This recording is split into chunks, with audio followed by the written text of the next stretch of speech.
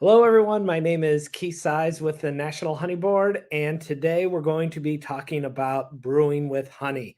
This is a topic that's very near and dear to my heart. I've been working with honey and the beer industry for about 10 years.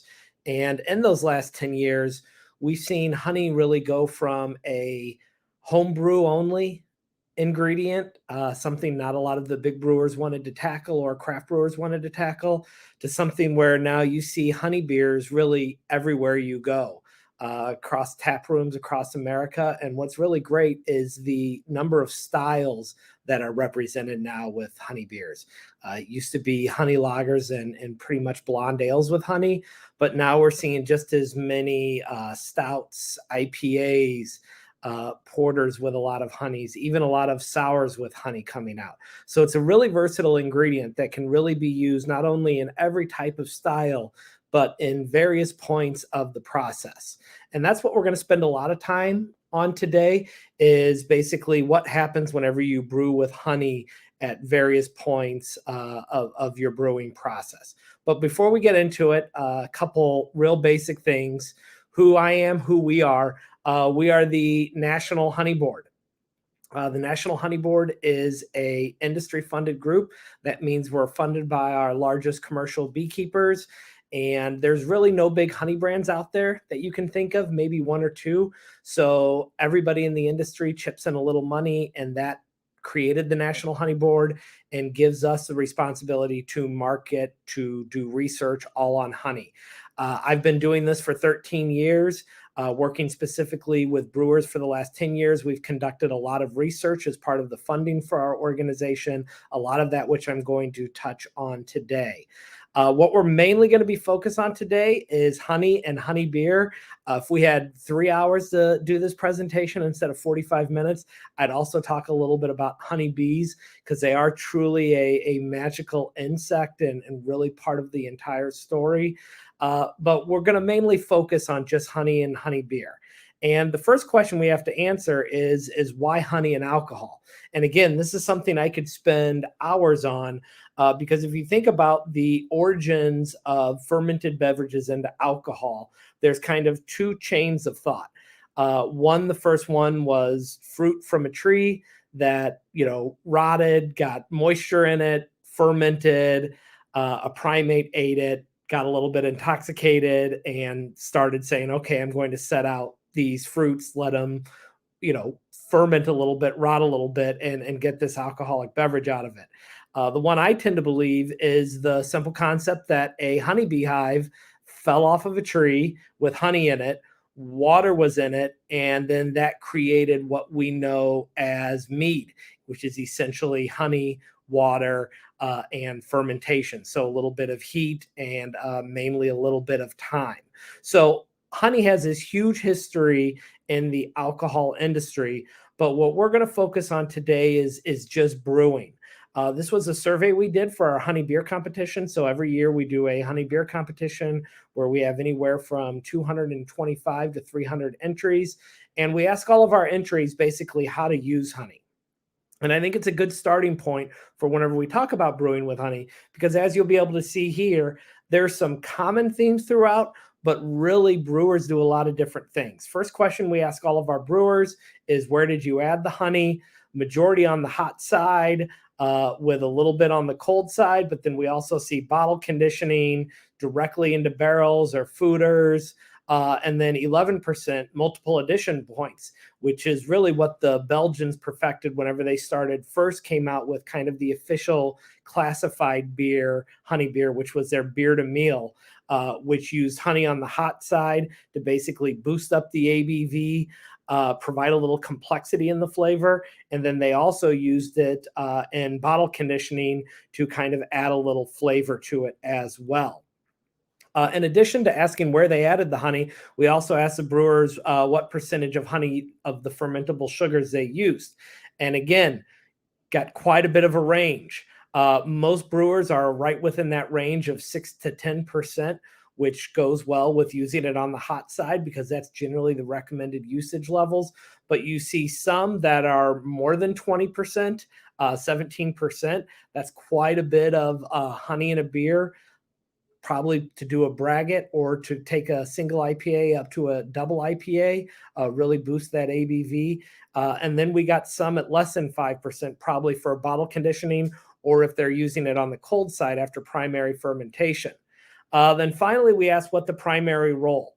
And the big one here is depth of flavor, not the sweetness, because as we'll learn, honey's sugars are 99% fermentable. So if you use it pre-fermentation, then you're not going to get any sweetness, but you will get a depth of flavor, which we're going to go over whenever we talk about all the interesting things and chemical compositions of honey. So what we learn from this survey every year is really there's no right or wrong way to use honey in brewing. It can be used almost anywhere other than, the milling or something like that. The main question is what are you looking to do and how are you looking to optimize this amazing ingredient? So before we get started into looking at what you want to do in the brewing process, it's important to kind of get an idea of what honey is. There's three definitions we can go by. You've got your official definition, which is essentially saying it is a pure substance. So anytime anything is added to honey, it's no longer considered honey. So one of my favorite products is hot honey. I make my own hot honey, put it all over my pizza, but that's not honey because I infuse that honey with a variety of in chilies and some vinegar in there to basically give it its flavor. So great product, but not honey because honey has to be pure.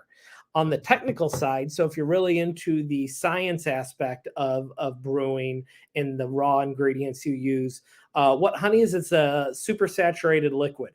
That means it's got more sugar than water and can dissolve at an ambient temperature. What's also unique about honey is it's not a straight carbohydrate source. It's got 181 different components that we'll go through, and we'll talk about how they impact brewing at various things. And then if you're more on the inspirational side, looking to inspire whoever is putting together your packaging graphics or something like that, what's cool about honey is it's just honey. It's a pure all-natural ingredient made by honeybees. It's the only food we eat that comes from an insect, and it's made inside of what we call the world's most sustainable and efficient manufacturing facility, and that's the beehive. The beauty of honey is that humans really don't interfere in the ingredient whatsoever other than to extract it from the hive. We don't add anything. We don't process it. We don't, like maple syrup, apply extreme heat to it to evaporate it. The bees create something that's absolutely perfect for us to use in our beer. So here's a little bit about the chemistry of honey, because obviously honey doesn't come from straight from bees from their gut or something like that. It comes from flowers. So what we see in flowers is about 80% water. This is in the nectar of flower, quite a bit of sugars and some phytochemicals. Inside that honeybee's stomach is an enzyme called invertase. And as soon as those honeybees extract that nectar, they put it in, they have two stomachs. The second one is a honey sac. They put it in that honey sac, and that invertase enzyme starts breaking down the sucrose, which are the main sugars in nectar, into glucose and fructose. Now, this is important because whenever we look at the final chemical composition of honey, we're going to see that it's a lot of simple sugars are the two main sources of carbohydrate, which is really going to impact yeast fermentation and how yeast sort of ferment a wort with honey inside of it. So this is our, 40,000 foot viewpoint of what honey is. Now, remember, I said there were 181 different components in it. So this just looks at the big ones, and then we'll dig a little deeper into the other ones. It's 17.1% moisture. That's what honey is. Why it's that exact specific thing is because the bees evaporate the moisture content of honey to 17.1%, because at 17.1%, they know they have a stable ingredient, meaning it's not going to ferment. It's got enough sugars, low enough water activity, and enough acids that in theory, it should last forever. So if we remove that water, then we've got 99% sugars. So it is a heavy carbohydrate load. But whenever we look at the sugars, which we will in a few slides, you're going to notice that it's not just fructose and glucose and sucrose and other trisaccharides.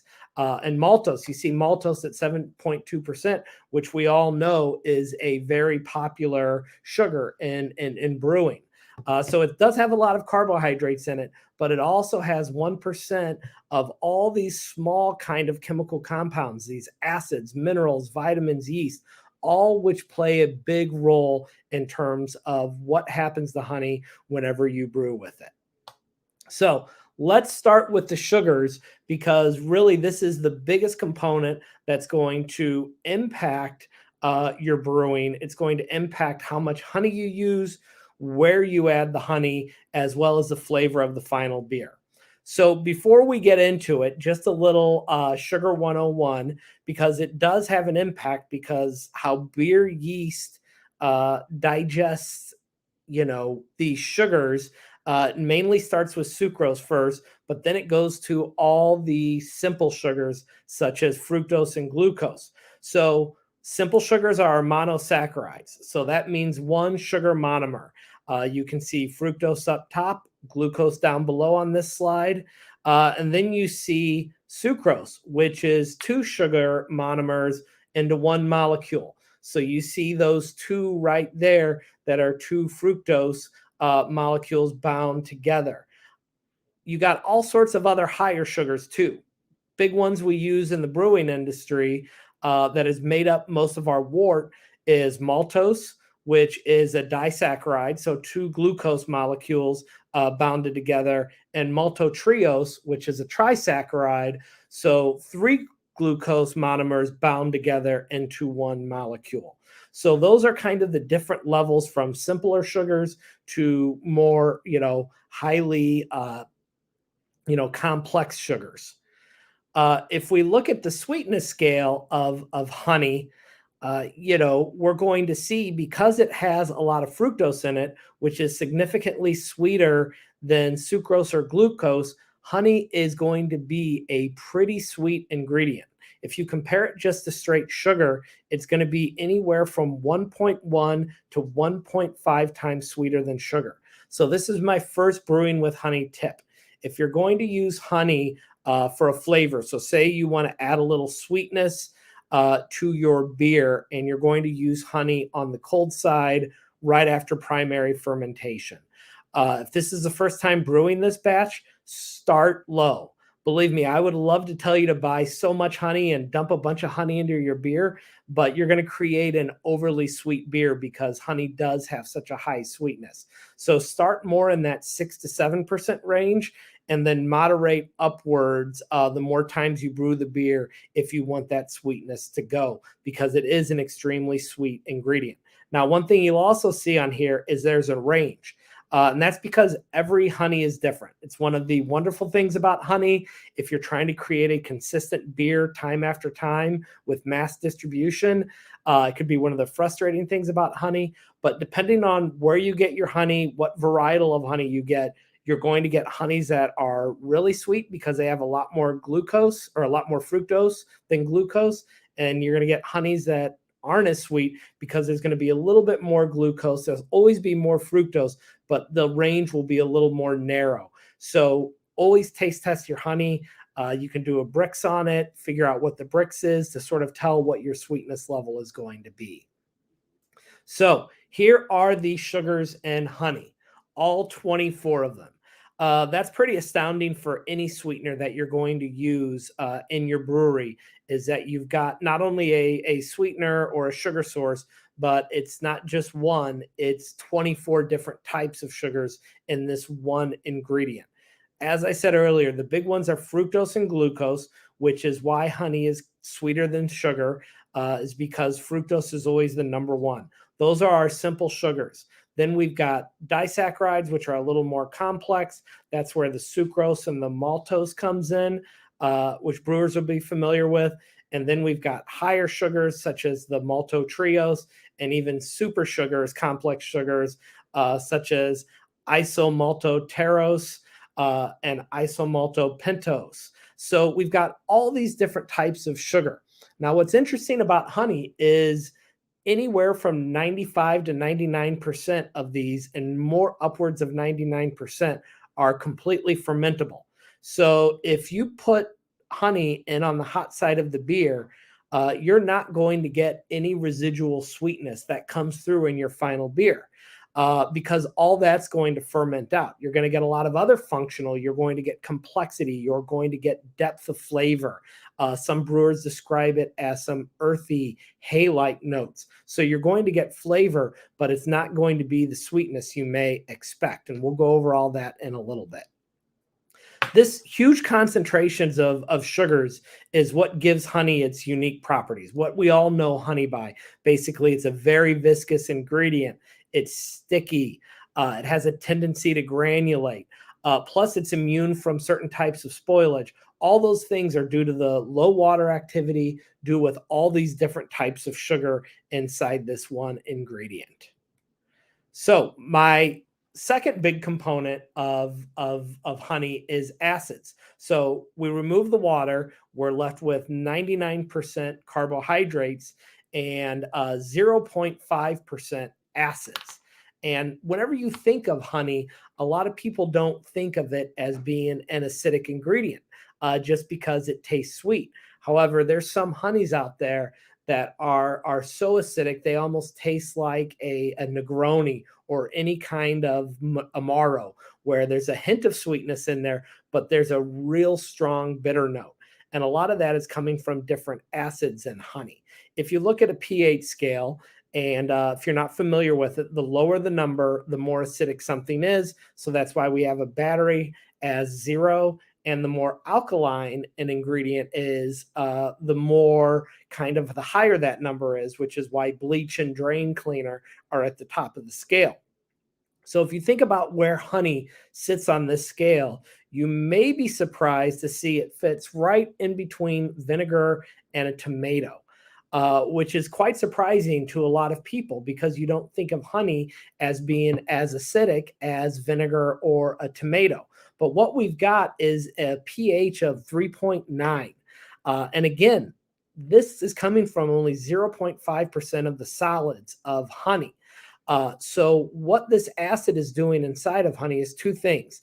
It's providing immeasurable flavor, but the acidity is also responsible for its stability. So there's all sorts of microbial wild yeast swimming around in honey. Actually, it's not swimming around in it because of the acids. All those things have been rendered dormant. It's why we can continue to eat as much honey as we want, and it's not going to hurt us because those acids in it keep that pH so low and make it a stable ingredient. So we're not going to get any unnecessary fermentation whenever it's in its original state, or we're not going to get any mold on it. Before we get into sort of the role acids play in kind of preserving honey, let's talk a little bit about kind of what the role that it plays in a flavor perspective. So these are the 5 big acids. There's all sorts of acids in honey, but these are the 5 biggest one. The first being gluconic acid, which we'll talk a little bit about in the next slide because it's the most important acid in honey. It really gives honey its characteristic acidic taste. And if you taste honey and you go, well, I don't taste any acid, it kind of manifests itself a lot of times in the brightness of it. So if you were to get a spoonful of sugar and a spoonful of honey and went back and forth with them, you're going to get sick of both of them eventually. But you're going to get sick of the sugar way sooner because it doesn't have those acids to balance out or give a brightness to the flavor. So we've got acetic acid. This is a organic acid that's also found in vinegar. Yes, there are some sour honeys out there, some really sour honeys out there. Again, I encourage everybody to explore as much as they can, finding monofloral honey varietals because you can get all sorts of flavors. We get citric acid, which gives some honey some of its fruity flavor. Succinic acid, which gives a sweet taste, in addition to the gluconic acid. And formic acid, which again provides some acidity to the honey. The big one we're going to talk about, and the big one that has an impact in brewing, is gluconic acid. And this is for two reasons.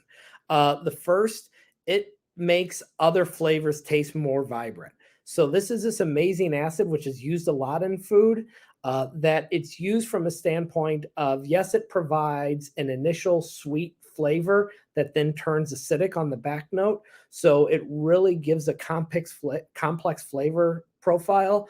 But what it also has the ability to do is enhance the perception of other flavors in a recipe, which is really, really, really important.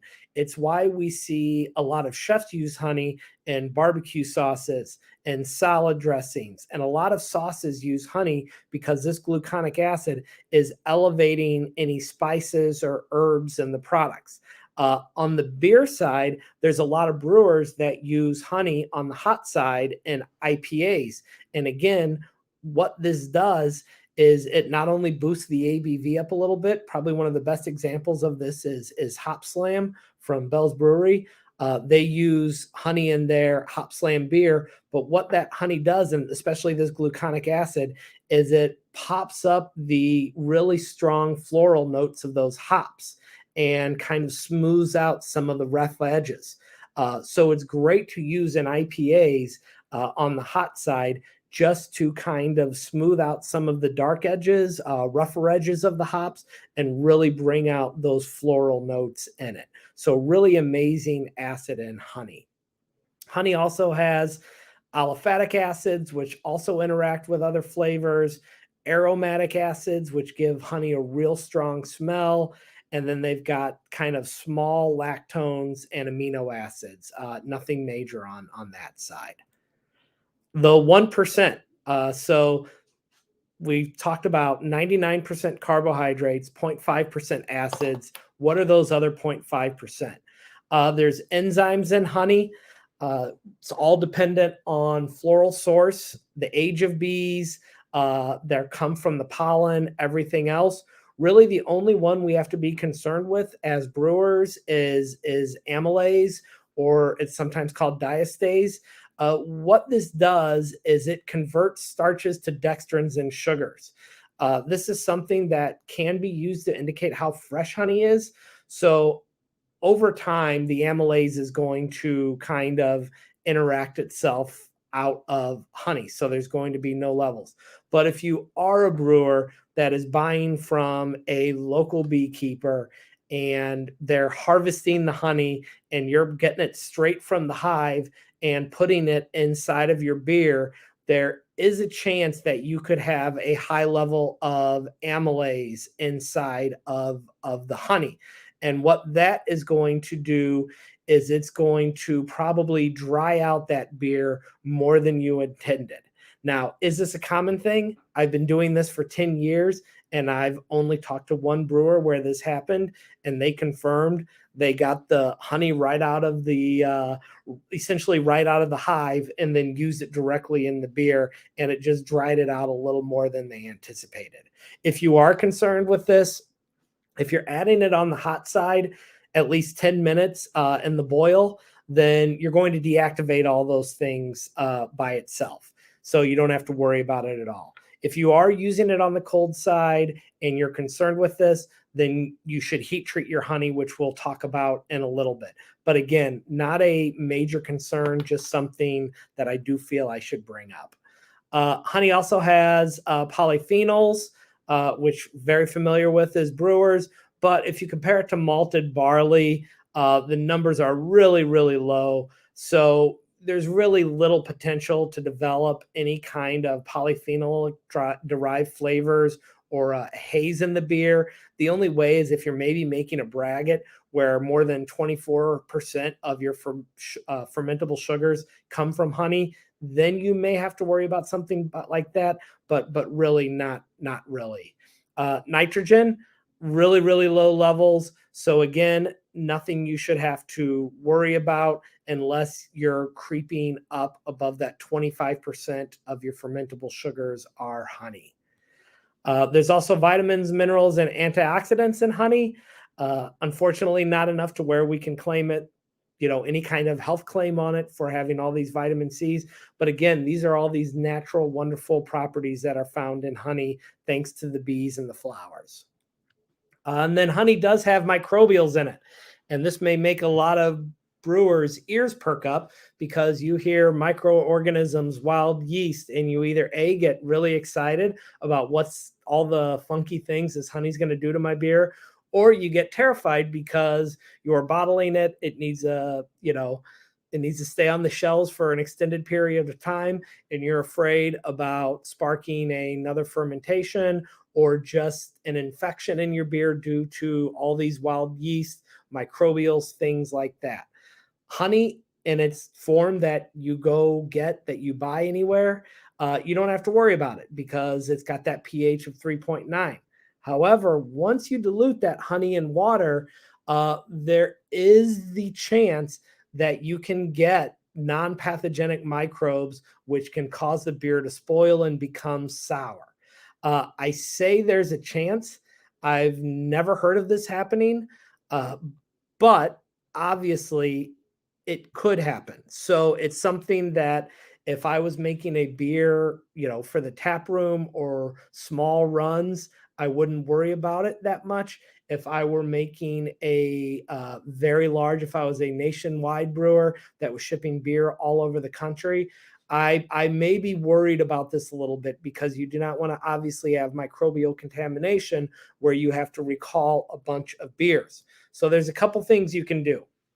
If you add honey on the hot side, as long as there's 10 minutes in the boil, you're going to deactivate everything and you don't need to worry about it at all. If you are going to add it on the cold side, though, and it is a big concern for you, the best thing we can recommend is heat treating the honey. So how you would do that, we did this research study to figure out what was the most convenient way to apply enough heat to deactivate, kill all those enzymes, all those microbes, everything like that, but preserve the kind of floral essence and the flavor of the honey. And what we found is the best way to do it is at 185 degrees for 20 minutes. And that puts us in a position where we are kind of deactivating all those things so you don't have to worry about it without, scorching off all the flavors and aromas of honey. So that's a little bit about what honey is. Let's look at honey and fermentation and then more specifically brewing with honey. So honey is a highly, highly fermentable substance, which is why it was most likely our first alcoholic beverage, because all it takes is a hive to fall off of a tree to just sit in a hollow, log and get any kind of moisture in it, and you're going to start fermentation. At 17.1%, it's not going to ferment at all because, there's enough acids in it. The water activity is low enough. But as you can see from this chart, how fermentable it is, if you increase that moisture content from 17% to 18%, if you've got a yeast count of more than 1,000 grams, you're going to get fermentation. And the more it gets liquid in it, the more fermentable it's going to become, to where at above 20% moisture content, you just have the wild yeast in the air that are going to start fermenting it. So it's a very, very fermentable ingredient.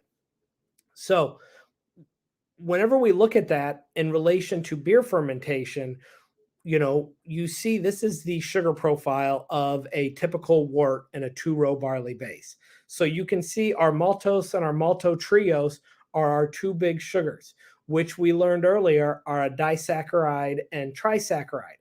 And if you look at the simple sugars in there, they make up 12% between the fructose and the glucose. So this sets up wonderful for beer yeast strains to first attack sucrose, and they break that into glucose and fructose, and then they eat the glucose, then the fructose, then they go to the higher sugar. So they access the most easily digestible sugars first, and then by the time they get to the maltose and the maltotriose, we get this wonderful concoction we call beer. So what happens whenever you dump honey into what that typical wort is? Well, you get some interesting things. You completely kind of change your sugar profile dependent on where sort of the how much honey you use. So as you can see by looking at honey next to a European lager wort and a British pale ale wort, we're completely lopsided on what our sugar profiles is. So if you're using less than 15%, this shouldn't be a big concern because you know, yeast are strong. They can work through everything they need to. However, once we start going above that 15% level, then we have the potential for there to be so many simple sugars inside of that wort that the yeast are so active and get so exhausted and so stuffed eating all these simple sugars that they may peter out. It may stall fermentation by the time they get to the maltose and maltotriose. So 15% is really when we have to start monitoring our fermentation really closely. Really, I haven't seen a delay in fermentation until around 20%. But 15% is really when you should start kind of paying really close attention to it.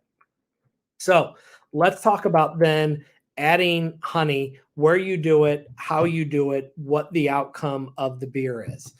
There's four main areas that we can add it in: the boil or the whirlpool, fermentation, carbonation, and then in barrel aging. So let's talk about hot side addition, which is the main area, although I think that is slowly shifting over to cold side addition just based on our latest honey beer competition, where it almost pulled even with the amount of cold side addition as hot side addition. So why would we want to add it on the hot side? There's a couple reasons why we would want to do it. The big one is we want to raise the ABV of the beer and create a lighter body, something that's drier. So that's why you see honey used in so many summer blonde ales. Simply put, in crude terms, honey helps make beer a lot more crushable.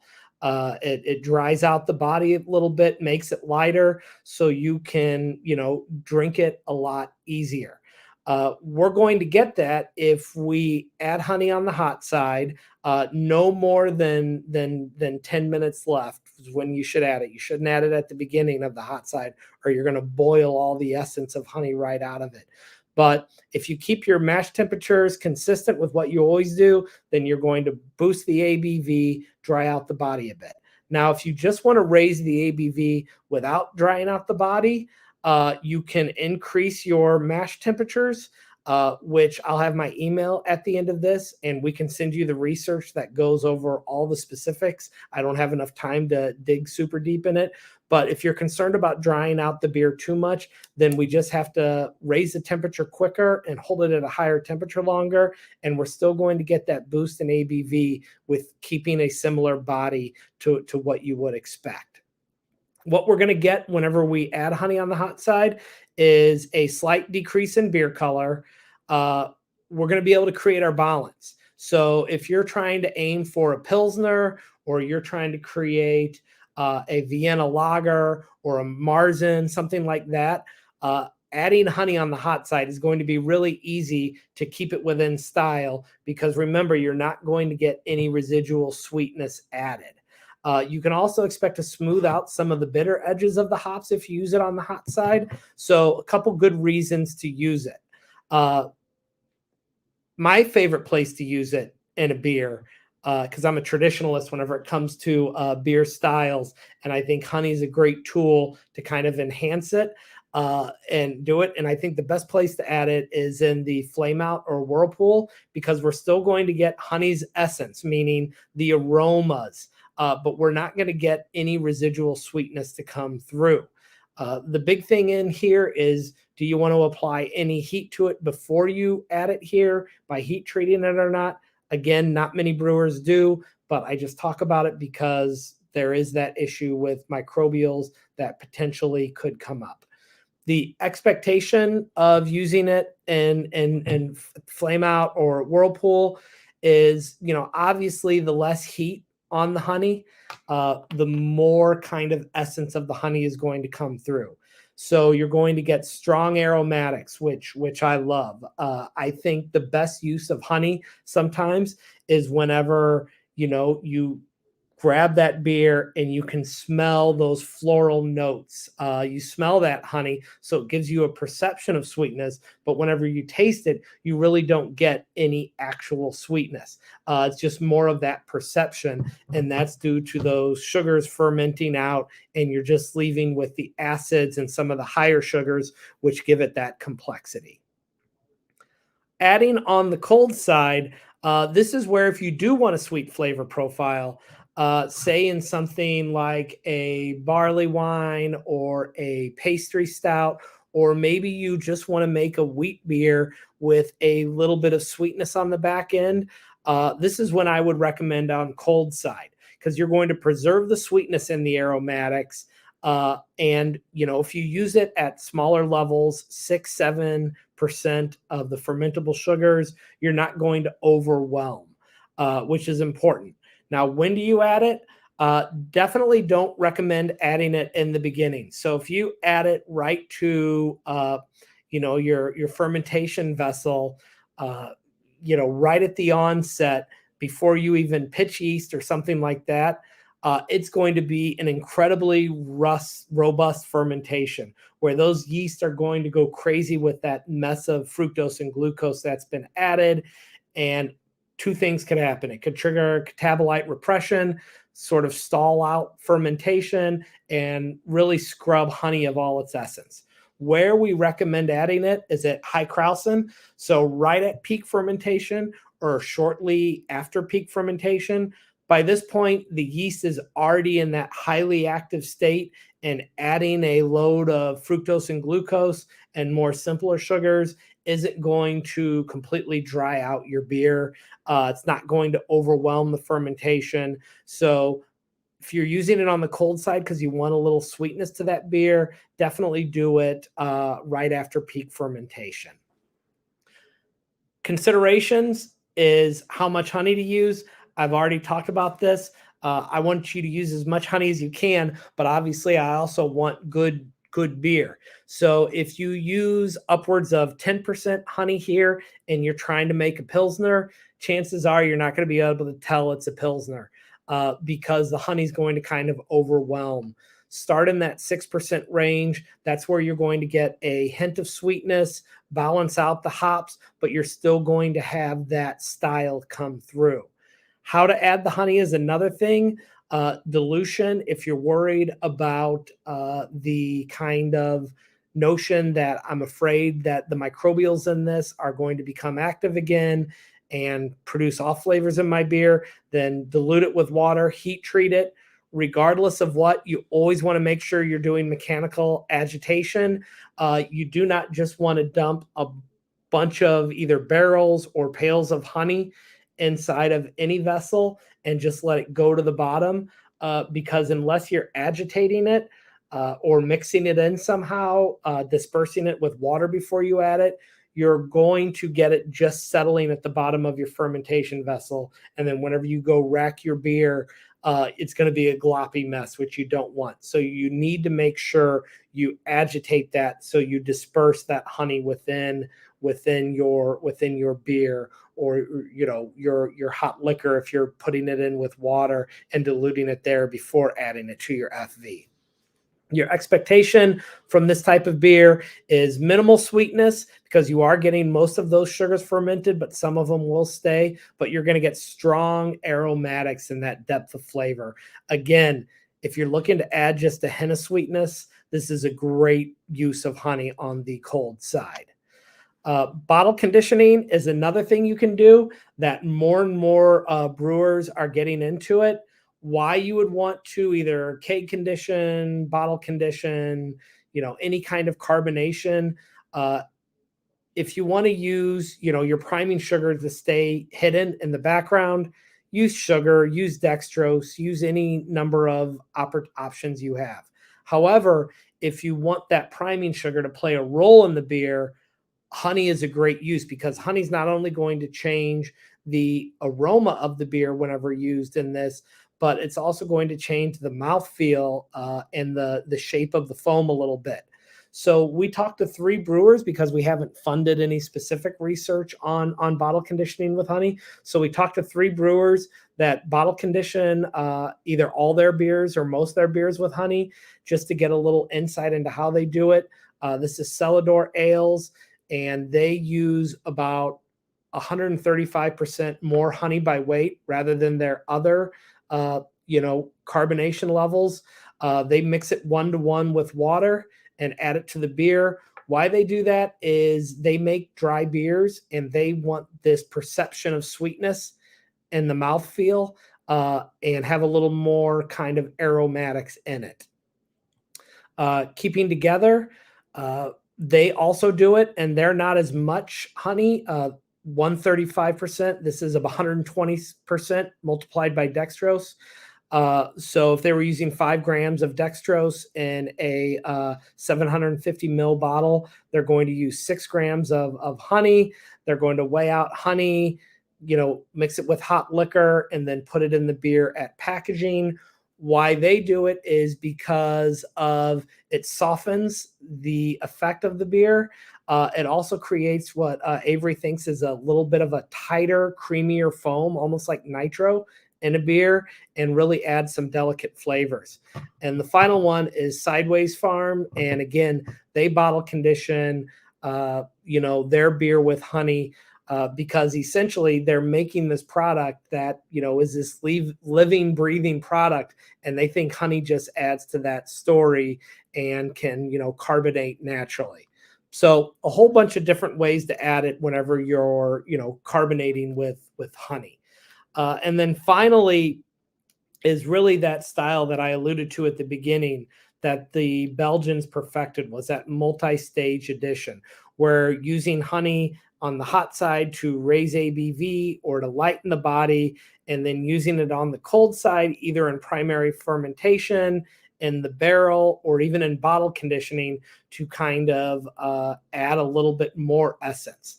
Some of my favorite beers, Belgian beers, are their beer to meals, where they use a kind of general wildflower honey in the boil for functional reasons, and then use a really unique honey like a chestnut honey after primary fermentation to impart this really unique flavor in it. Honey can also be used in the barrels if you want a secondary fermentation in the barrel, that kind of thing. Honey's going to become more floral and complex as it ages.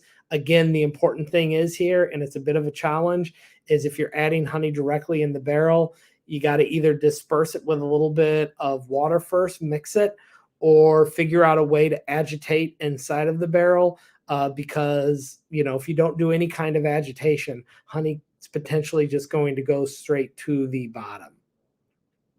So that was kind of a very brief look into brewing with honey. If you want access to all of our research, email me at keith@honey.com. We can send you over all the research we've done of honey with beer. We also do a honey beer competition every year that I can send you the details. It's a free competition, and we're also your resource. So any questions you have about brewing with honey, we are a free resource for you to use to reach out and ask us what we've seen, any recommendation, or to put you in contact with other brewers who may have brewed a similar style beer and can help you out on that. So thanks a lot for listening to my presentation. And again, if you have any questions, do not hesitate to reach out to me at keith@honey.com.